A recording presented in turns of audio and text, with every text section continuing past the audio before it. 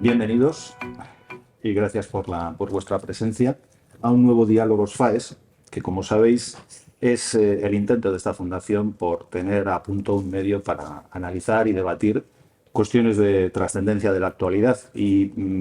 Lo que nos reúne hoy es quizá una cuestión ineludible. Vivimos un año electoral. Hemos querido titular este Diálogos como España 2023, cambio de continuidad. Y creo que estamos acompañados hoy por tres personas que son, sin duda, de las mejores para poder hablar de escenarios electorales, campañas electorales, sistema de partidos, etcétera. Me acompañan hoy y yo estoy, la verdad, encantado, aunque un poco, no sé, yo creo que presentar a las tres personas que me acompañan es hasta un poco impertinente, porque en esta casa les conocemos bien, todos los que nos siguen les conocen bien, han leído sus trabajos que publicamos en cuadernos y bueno, pues en fin, son amigos desde hace mucho tiempo. Pero, como hay que rendirse a las convenciones protocolarias, pues no me queda más remedio que hacer una pequeña presentación. Lourdes López Nieto es catedrática de Ciencia Política y de la Administración en la UNED. Es también miembro del patronato de la Fundación. Nos acompaña también Francisco Llera, que es catedrático también de Ciencia Política en la Universidad del País Vasco y director del Euskobarómetro. Y nos acompaña también José Ignacio Bert, que como todo el mundo conoce, pues él me lo ha dicho antes, ex político, ex diplomático y ex profesor. Pero bueno, sin duda una de las personas que más pueden aportar a la hora de hacer un estudio riguroso y serio, como ya lo ha hecho en otras veces, en otras ocasiones también de citas electorales importantes. Recuerdo un trabajo suyo en el año 2011 acerca de la cuestión que nos compete hoy. Bueno, fue también, de hecho, creo, si no me equivoco, director técnico, secretario técnico No, del director CIS, técnico. director técnico del CIS y presidente de una empresa de endoscopia del.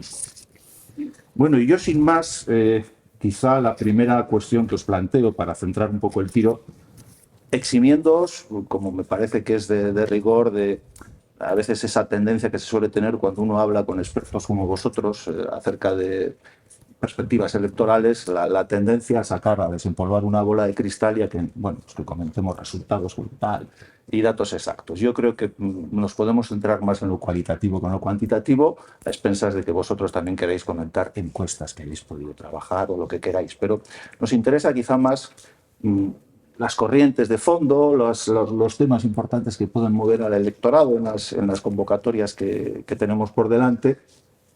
Y para empezar un poco a charlar con vosotros y entre vosotros también, porque quiero que también pues, vosotros cuando os queráis interrumpir lo hagáis con total libertad. Una aproximación general a las elecciones primeras que se nos vienen encima, a las de mayo, a las del 28 de mayo. ¿Cómo creéis, cómo enfocáis vosotros, cuáles creéis que son las circunstancias más determinantes de esta elección? ¿Va a influir más aspectos de contenido local o, como parece más previsible, habrá que leerlas o habrá que esperar que el electorado se comporte en claves más nacionales? En fin, quien queráis que empiece, por ejemplo, Francisco. Bueno, estamos en un superaño electoral, ¿eh? Entonces, desvincular las elecciones de mayo de las legislativas que van a ser casi inmediatamente, más o menos, ¿no? Pero, en fin, antes de final de año, en cualquier caso, significa que están muy vinculadas unas de otras.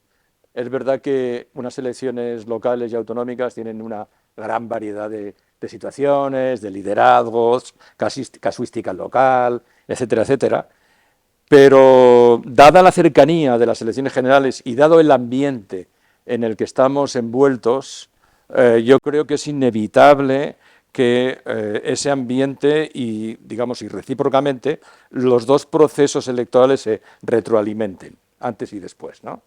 De manera que lo que sí da la impresión, por los datos que tenemos y las dinámicas que estamos viviendo, es que la mayoría de gobierno no lo tiene nada fácil, ni a nivel local y autonómico, ni a nivel legislativo. Y yo no creo que haya, a pesar de esas, digamos, particularidades locales, no creo que haya una gran diferencia en la dinámica. Yo creo que la dinámica va a ser bastante común, ¿no? De manera que aquí lo que se plantea efectivamente es si estamos en unas elecciones de cambio o de continuidad, que es lo primero que miramos siempre en un proceso electoral, en el momento en que sea, En este caso, los dos están tan vinculados que van a participar de la misma dinámica. Es más, incluso cuando han estado más distantes, también ha sido así. Las elecciones locales y autonómicas, cada vez, en la medida en que son relativamente cerca, no tan cerca como esta vez, pero incluso con un poco más de lejanía, siempre ha sido una anticipación de lo de las legislativas. Lo cual quiere decir que no han sido las segundas, o sea, las autonómicas las que han condicionado a las otras, sino ha sido al revés, realmente, ¿no? La dinámica nacional. De manera que yo creo que estamos ante en un escenario de cambio, de cambio de ganador y de cambio de mayoría. Puede ser más fácil una cosa que la otra, puede ser más clara la primera, más incierta la segunda, pero yo creo que ese es el escenario en el que nos estamos moviendo a nivel general. Yo coincido sobre todo en el tema del cambio y especialmente, por ejemplo, en el ámbito local. Yo creo que ahí, en las últimas elecciones, pues, a ver, la competencia es entre los dos grandes, porque son los únicos que tienen representación en la práctica totalidad de los municipios.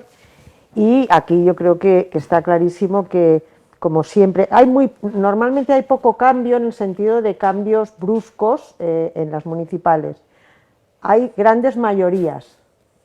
Las mayorías absolutas en el ámbito municipal se conocen poco, pero eso que es últimamente, o sea, dice Feijóo, los alcaldes, o sea, la gente quiere saber quién es su alcalde por la noche. Eso pasa en el 80% prácticamente de los municipios de todo tipo.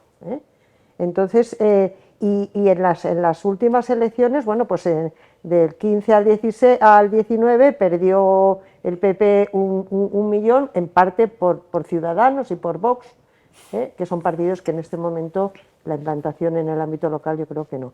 Y en el ámbito autonómico yo creo que hay, pues sí, por las encuestas, aunque estos colegas saben mucho más y yo no voy a hablar de eso, hay posibilidades de cambio, de que el PP supere. Lo que pasa que ahí probablemente en algunos sitios pues puede necesitar, no sé si en Cantabria, es decir, la competitividad electoral en el año 15 y en el año 19 había unos distritos, o sea, unas comunidades como Asturias, Extremadura, Cantabria, Navarra, Castilla-La Mancha, que en esos la distancia entre los dos partidos fue pequeña, con lo cual, en las dos elecciones, con lo cual, pues posible que el cambio se produzca, aunque, pues eso, a lo mejor en Canarias, a lo mejor en Aragón, a lo mejor en Cantabria se requieren el apoyo no tanto de Vox como de partidos regionalistas, que es otra cuestión histórica que ha pasado en estas comunidades, ¿no? José Ignacio. Bueno, yo en general estoy de acuerdo en que existe una cierta codependencia entre unos procesos y otros. Lo que creo es que no es muy lineal, en el sentido de que hay situaciones históricas, remitiéndonos a los procesos electorales, bueno, que ya son muchos, ¿no?, que ya hemos vivido, de encadenamiento entre elecciones llamadas de segundo orden y elecciones legislativas, que muestran algunas diferencias y yo diría que crecientemente una autonomización mayor del voto local y regional respecto al voto político. Cuando, digamos, la polarización política nacional o el ambiente político nacional tiene mucho peso, los resultados de las elecciones generales y las elecciones locales tienden a aproximarse. Cuando tiene menos peso, los resultados son más diferentes, es decir, ahí pesan más pues, la personalidad de los dirigentes, ya sean los presidentes autonómicos o los alcaldes, pero en general las elecciones locales y regionales son un termómetro relativamente fiable del sentido que lleva la corriente política, pero no son directamente una transposición de unas a otras. Voy a poner unos pocos ejemplos de lo uno y del otro. Situación en que el ambiente nacional o el equilibrio político nacional tira de los resultados electorales locales. Bueno, pues, claramente las elecciones del 83 y las de 2011, 83 del siglo pasado, claro, al 83 de este siglo no hemos llegado todavía, en cual en un caso acababa de ganar las elecciones el PSOE y disfrutaba de ese periodo de gracia, que además las elecciones siguieron las elecciones autonómicas y locales a las generales del 28 de octubre en un plazo de 7 meses, o sea que también eran muy próximas en el tiempo. 2011, otro caso claro, es decir, hay un ambiente político de fin de etapa muy definido, y de hecho ahí el Partido Popular obtiene 10 puntos más que el Partido Socialista. Bien, es verdad que muy pocos meses después esos 10 puntos se convierten en casi 17 en las elecciones generales. Es decir, que ahí hay situaciones distintas y pesos distintos. Hay una cosa interesante a ver, y es que por razones como las que han explicado tanto Lourdes como Paco, de implantación, de diferencias de implantación, estas son unas elecciones que tienen un sesgo bipartidista más fuerte que las elecciones nacionales, donde realmente la capacidad de presentar listas en todas las circunscripciones está al alcance de muchas más formaciones. ¿Qué es lo que ello conlleva? Pues conlleva, por ejemplo, que en sus peores momentos, tanto el PSOE como quizá en medida un poco menor, porque en 2019 sí que sufrió mucho, sobre todo por el impacto de las grandes ciudades en las elecciones locales, la emergencia de Ciudadanos, y que ya en ese momento era declinante, pero y la emergencia de Vox. Ahora, dicho eso, el PSOE yo creo que no ha bajado del 25% nunca en unas elecciones locales, y eso es porque tiene capacidad de presentar prácticamente las 8.000 candidaturas que hay que presentar, y lo mismo le sucede al PP. Bueno, yo creo que la distancia que haya entre PSOE y PP en estas elecciones locales va a ser una pista, pero probablemente no va a tener el alcance o la magnitud que pueda tener esa distancia en unas elecciones generales. Tomando un poco pie de lo que acaba de decir, de lo que en el comienzo de su razonamiento José Ignacio, que ha hablado de la polarización como un factor que puede incidir, que puede ser decisivo a la hora de hacer una proyección de un tipo de elecciones a otras, os quería preguntar si vosotros, ¿cómo percibís el fenómeno de la polarización política a lo largo de toda esta legislatura que culmina ahora, ¿no? Dándole también, bueno, eso lo dejo a vuestro criterio, pero no sé si compartiréis. Cuando un partido, en un sistema de bipartidismo imperfecto, si queremos llamarlo así, que durante muchos años ha existido en España, emergen nuevos partidos a partir del año 2015, y a partir de ese momento, digamos, hay uno de las columnas vertebrales del sistema, el pilar izquierdo, digamos, el Partido Socialista, que empieza a experimentar, en fin, esto es valorativo, pero bueno, lo pongo encima de la mesa, pues una profunda transformación. El otro día leímos en la prensa un artículo que es ni más ni menos que un prólogo de Alfonso Guerra, en tal. Claro, eso implica, digamos, una descompensación del sistema que de alguna manera, de la cual tiene que hacerse un poco cargo, digamos, el otro fundamento del sistema. Es evidente que esa puede ser una clave electoral también, la posibilidad de que al Partido Popular emigre una buena cantidad de votos de, digamos, sectores tradicionales del centro izquierda que pueden sentirse desencantados con la deriva de su marca clásica. Pero eso al mismo tiempo no es también un síntoma de que el sistema está un poco en entredicho, en el sentido de que, en fin, un sistema constitucional equilibrado tendrá que ser un carro en el que haya dos ruedas, digamos, por hablar con una metáfora, ¿no? Es decir, que hayamos pasado demasiados años discutiendo dónde está el eje del carro, si me lo permitís, ¿no? ¿Cómo creéis que puede influir la polarización en ese sentido? Es decir, primero, ¿consideráis que existe, que es un fenómeno real? ¿A qué la atribuiríais? Y segundo, ¿qué consecuencias veis que puede tener en el comportamiento electoral y en el efecto sobre el sistema de partidos, ¿no? Y sobre el sistema político en general? Paco. Bueno, tenemos una cierta paradoja. La polarización no es un fenómeno nuevo, o sea, lo tenemos desde hace tiempo, entre otras cosas porque es un mecanismo de competición política inevitable. Pero teníamos una paradoja, vamos a decir, española. En España tenemos algunas excepcionalidades. Esta era una. Si comparábamos nuestros datos de polarización partidista y ciudadana con los que había en Europa, nos encontrábamos con un fenómeno extraño. Es decir, en Europa los ciudadanos estaban, entre comillas, un poquitín más polarizados, o sea, más distantes, que los partidos. Y en España era exactamente lo contrario. Y esto ha sido así desde hace tiempo. Claro, lo que tenemos ahora es otra cosa distinta. Es decir, ¿quién polariza?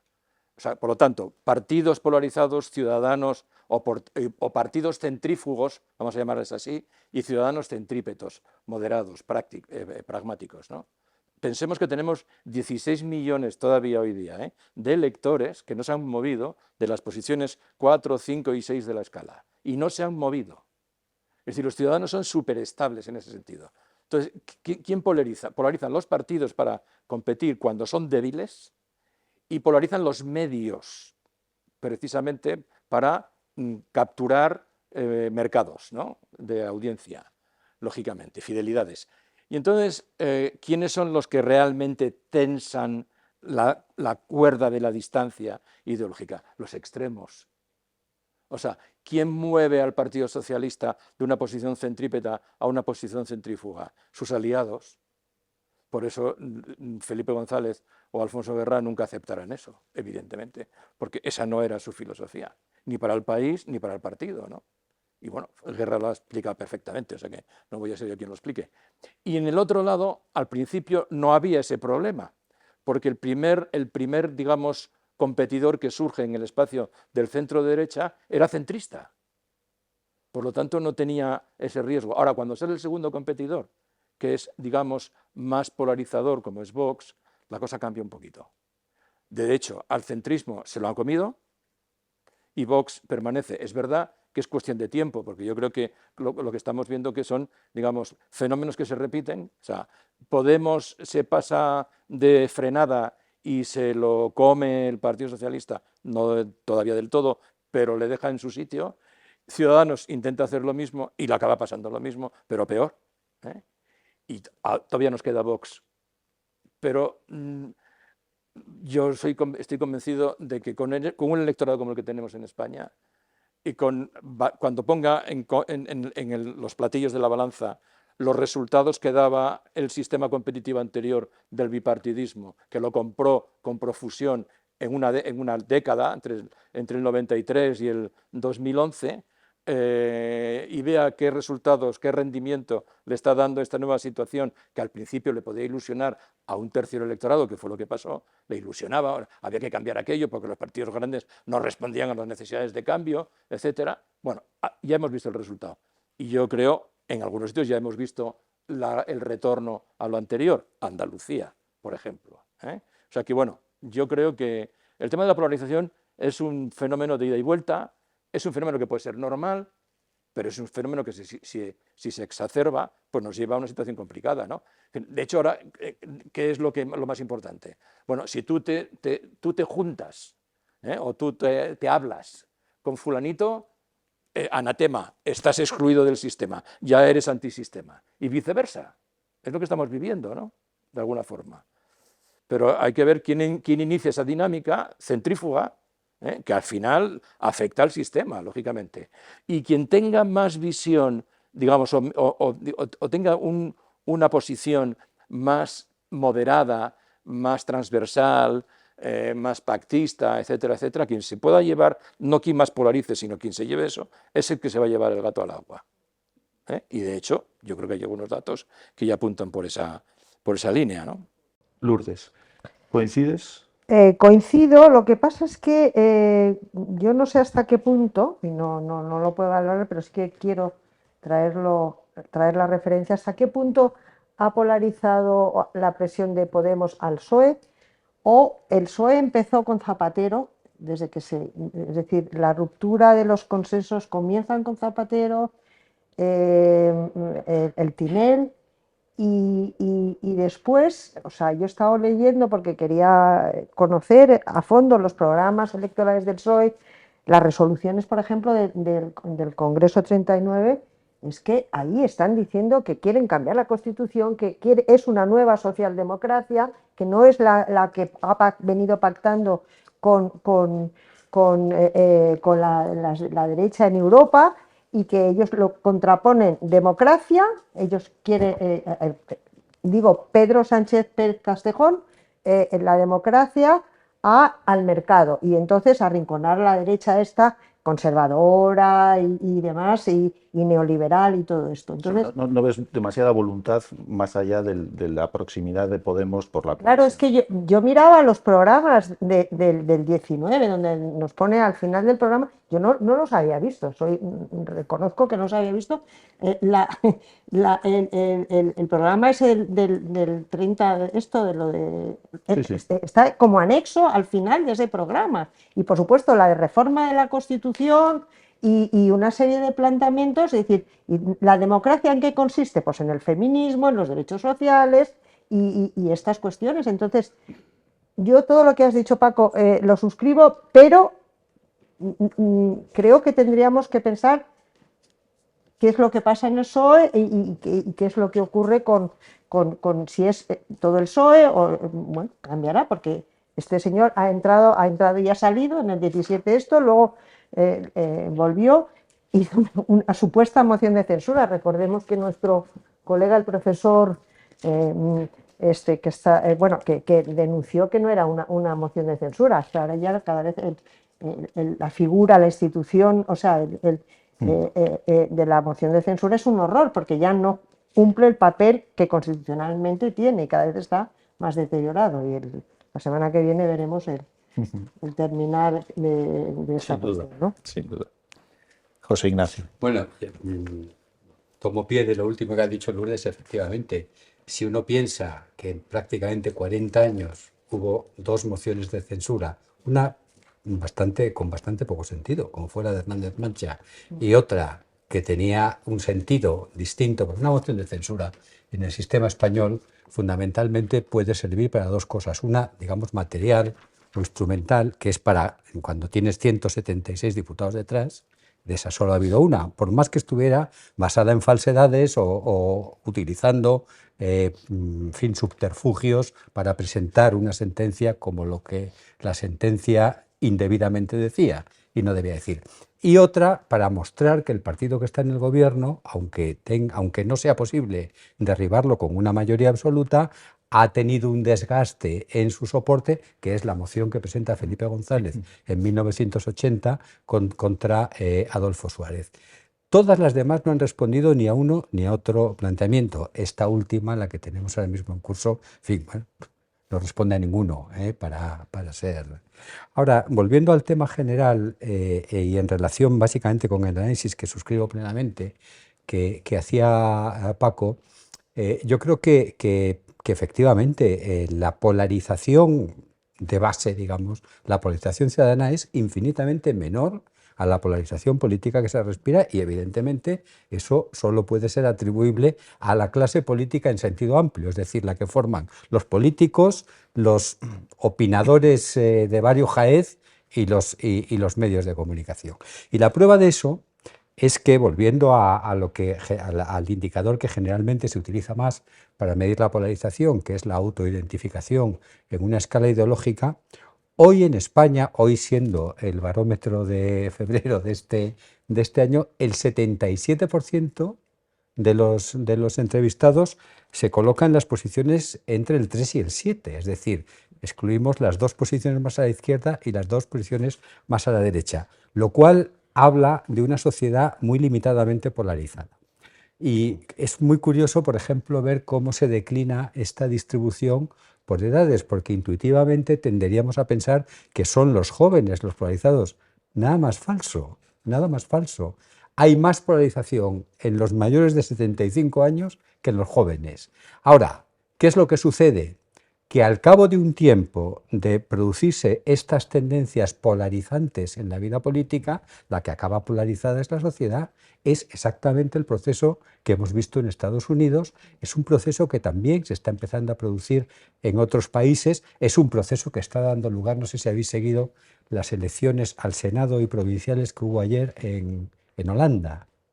Las ha ganado el Partido de los Ciudadanos Granjeros, que es un single issue party en Holanda, que es una de las polities más evolucionadas, un polipartidismo consensualista.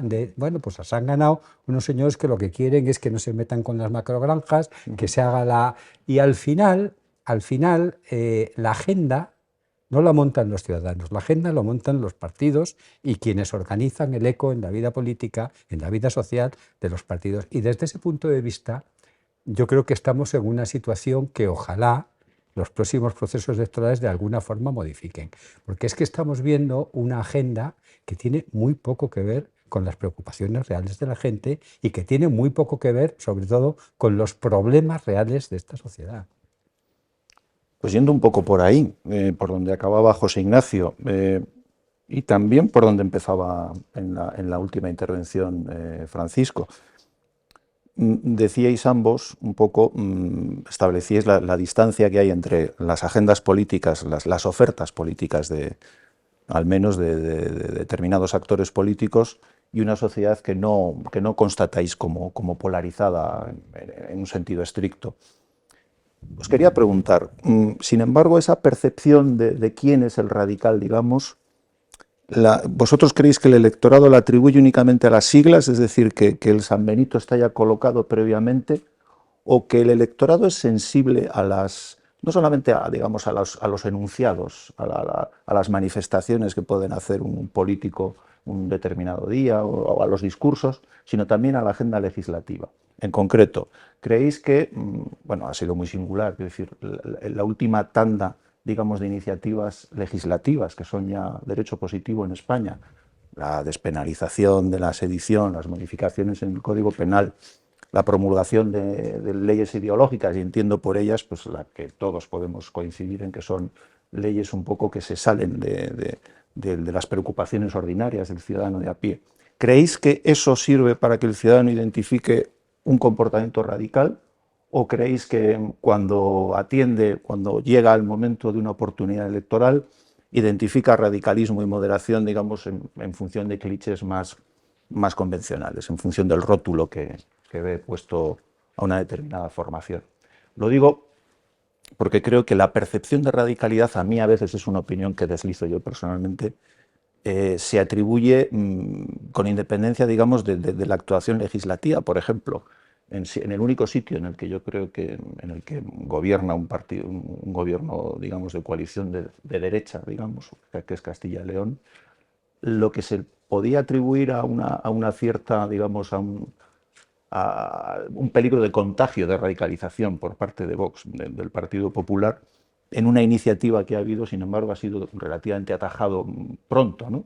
Y sin embargo, digamos, en el otro flanco, en el otro hemisferio político, parece que eso, como tú has señalado antes, hablando de las conclusiones del último Congreso del Partido Socialista, se ha interiorizado más y no se tiene demasiado complejo a la hora de practicar iniciativas que van por ahí. Eso es una impresión personal. Pero bueno, lo que yo os comento, ¿cómo reacciona el ciudadano? Tú decías, Paco, que castiga la radicalidad porque está situado en una escala que hemos hablado de cierta moderación ideológica.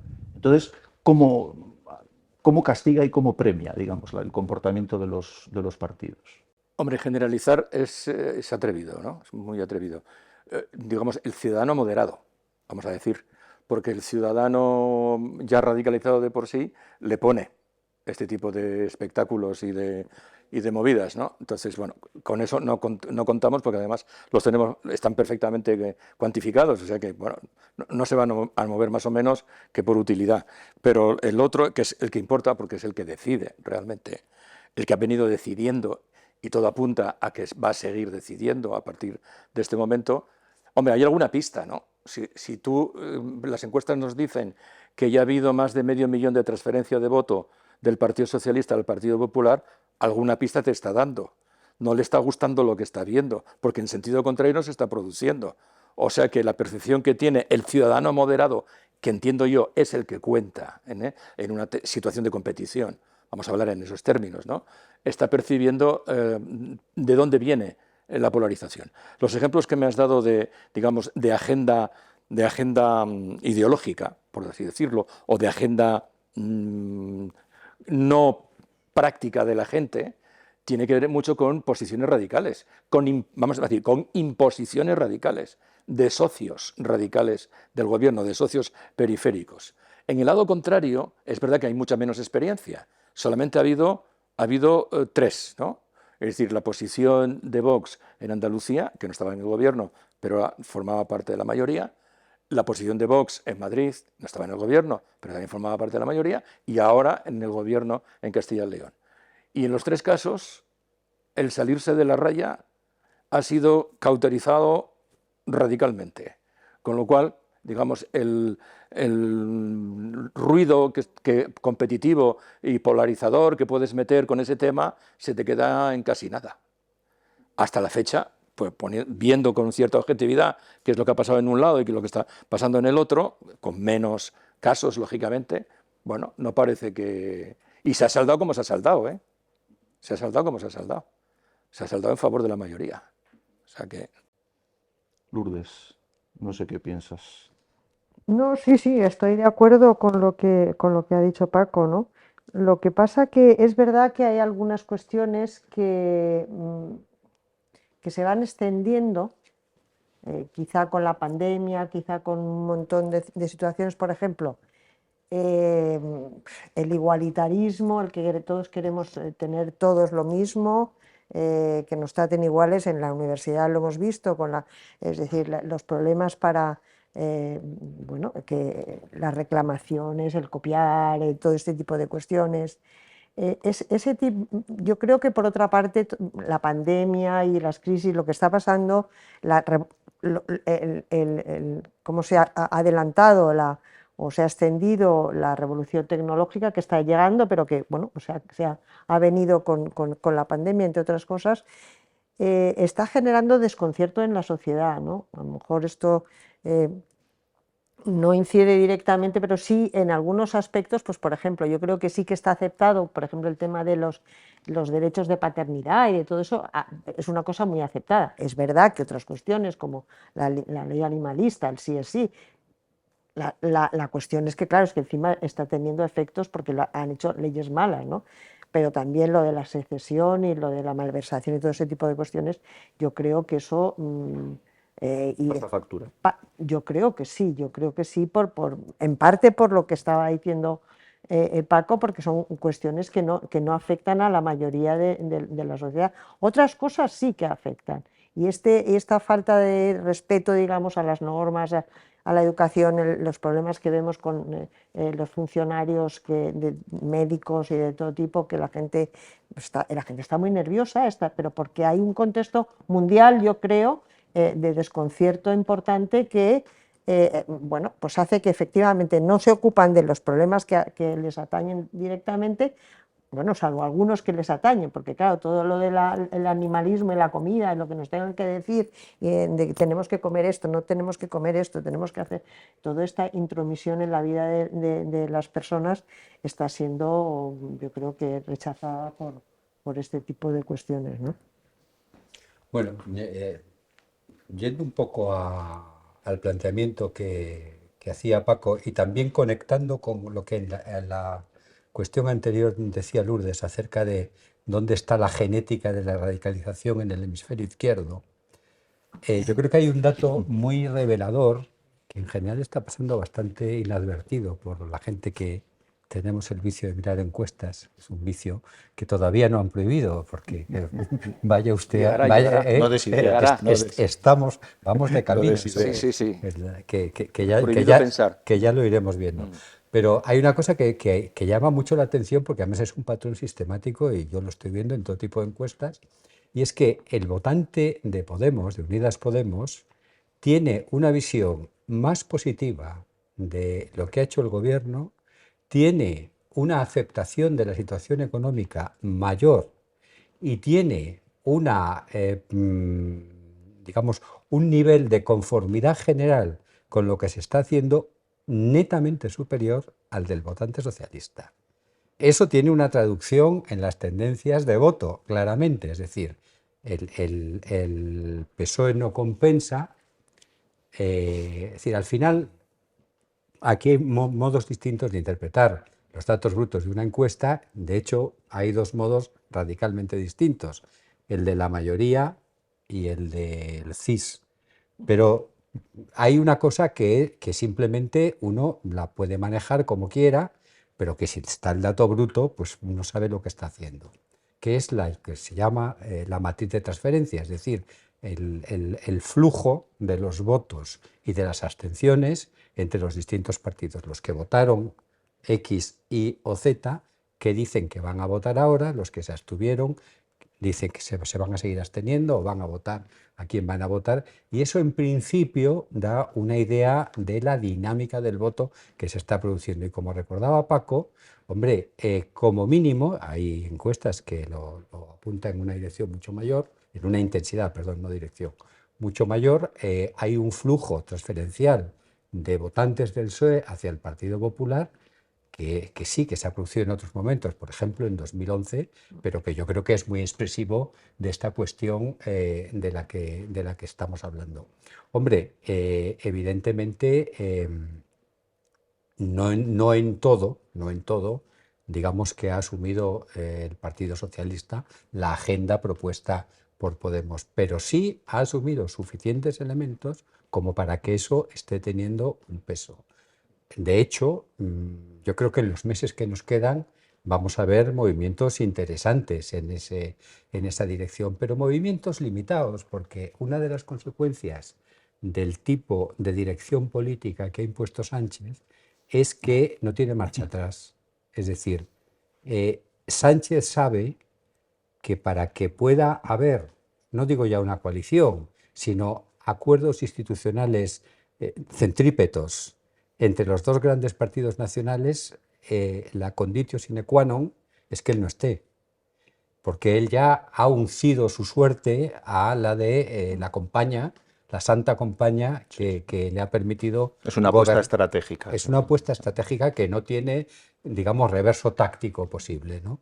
Y yo, bueno, yo no sé hasta qué punto, no sé, no sería capaz de cuantificar hasta qué punto va a ser determinante del resultado de las elecciones generales, pero yo diría que es un factor que va a pesar mucho y que además, pues hombre, tiene mal contraataque por parte del otro lado. Y un apunte mínimo, yo creo que hay un indicador muy importante en las encuestas, que es cómo ha evolucionado el equilibrio entre bloques. En las elecciones del 2019, prácticamente los partidos nacionales agrupables en uno y otro hemisferio tuvieron el mismo número de votos.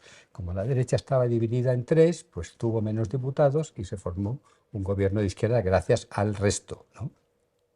Ahora estamos, obviamente varía según las encuestas, pero estamos hablando de diferencias que oscilan entre los 6 y los 10 puntos a favor de la derecha.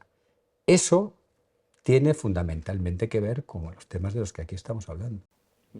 Sí, completando lo que acaba de decir José Ignacio, hablando en términos porcentuales, pero en términos, digamos, de proyección de escaños, significa que el Partido Popular suma más o menos unos 50 escaños, que son todos los que pierden todos los demás.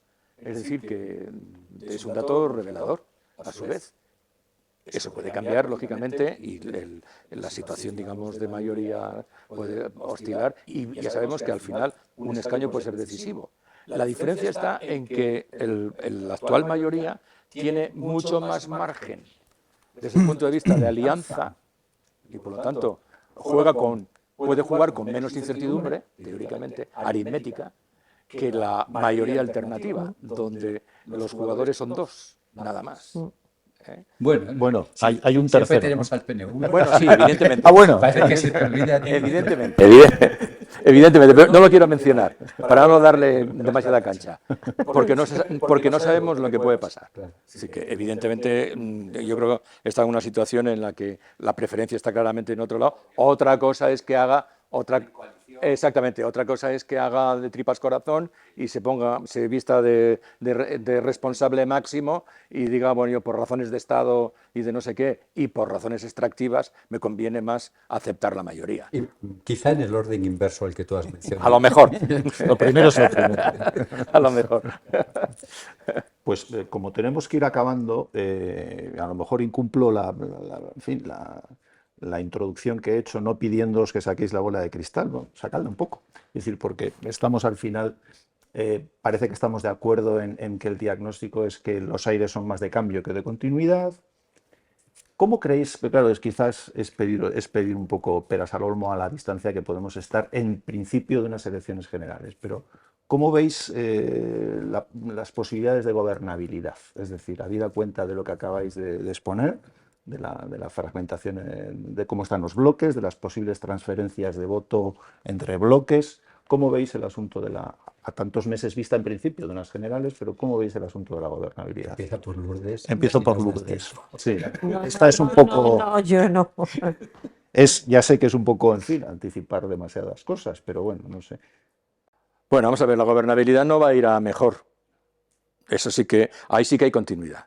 Es decir, estamos todavía en una etapa de transición donde lógicamente el tema de la gobernabilidad sigue pesando. O sea, no hemos vuelto al bipartidismo de dos partidos con más del 80%. Eso no va a ser tan fácil, ¿eh? Lo ha conseguido el PP en Andalucía, que es un milagro, pero es un milagro que hay que explicar, lógicamente, ¿no? Y por lo tanto, eso no va a ser tan fácil. La diferencia es que, claro, no es lo mismo gobernar a 5 que gobernar a 2 o a 1,5. ¿Eh? Y no es lo mismo tener que gobernar en coalición porque tu suma no suma lo suficiente que tener que gobernar con apoyo externo porque tu suma suma lo suficiente para evitar, digamos, el chantaje contrario, ¿no? Esto sí que es una incertidumbre y esta es la incertidumbre mayor que van a tener las elecciones. Es decir, que al final las elecciones, la incertidumbre que es lo que da morbo a una elección cuando en la competición no es tanto quién va a ganar, que da la impresión de que va a estar claro a cierta distancia, sino quién va a poder gobernar y cómo. Creo que tiene, abundando en lo que ha dicho Paco, pero quizá se va a presentar Pedro Sánchez Pérez Castejón, o como se llama. Sí, yo creo que se va a presentar si se llama así. Y además sepamos si- Es decir, que Zapatero al final no se presentó, ahí estaba Rubalcaba en el 11, claro, no sé. Yo creo ¿Tú que... quieres esperar a mayo? ¿Eh? ¿Quieres esperar? No, a mayo no, a lo mejor es más después, él no va a decir a lo mejor que no, Ya. después de, tiene que disfrutar de la De la presidencia. presidencia, ¿no? No sé. No sé, a ver, bueno, sí. No, Vamos a ver. Yo creo que, como ha dicho Paco, hay dos posibilidades de gobernabilidad o ingobernabilidad. Hay una tercera que no podemos olvidar, que es que adquiramos la mala costumbre de repetir todas las elecciones generales. Esa no está fuera del escenario. Ojalá que no se materialice. Yo creo que hay dos posibilidades, básicamente, salvo, claro, que hubiera un cambio en estos meses importante y que fuera planteable. O sea, yo hoy por hoy diría que hay muy pocas posibilidades de que se reedite la fórmula que actualmente está en el gobierno. No la voy a apellidar. Pero efectivamente eso no quiere decir que automáticamente haya una fórmula que esté preparada para asumir el gobierno. Tiene razón Paco que hay una cuestión ahí que se puede jugar en el margen de 10-12 escaños, que es la de que el PP, que presumimos que es el partido ganador de las elecciones, supere la suma de los partidos que hoy forman la coalición de gobierno o no la supere. En sí mismo no es material, quiero decir, no es demasiado importante en sí mismo, pero simbólicamente sí, porque implica que no estás automáticamente, o sea, que tú eres el que tiene la llave de que el sistema se quede bloqueado o el sistema avance. Y como tienes la llave, tienes más posibilidades de imponer condiciones. Un gobierno monocolor basado en una mayoría absoluta hoy se antoja una probabilidad tan remota como que casi no es una probabilidad. Ahora, si el Partido Popular, no parece un objetivo totalmente desmedido a la vista de las encuestas, alcanzara algo más de lo que consiguió el Partido Popular en las elecciones de 2016, las que se repitieron después de no producirse investidura en las de diciembre de 2015, yo creo que se podría conseguir una fórmula de gobernabilidad, desde luego bastante más funcional que la que hemos tenido estos años. Porque claro, es que aquí, aparte de los resultados de las iniciativas, lo que perdemos de vista es que hemos perdido, entre eso y las externalidades, que han sido muy negativas, la pandemia, etcétera, lo que hemos perdido 4 años, ya, o habremos perdido 4 años cuando lleguemos a diciembre, en un país que se está deslizando por un sendero de, ¿cómo diría yo?,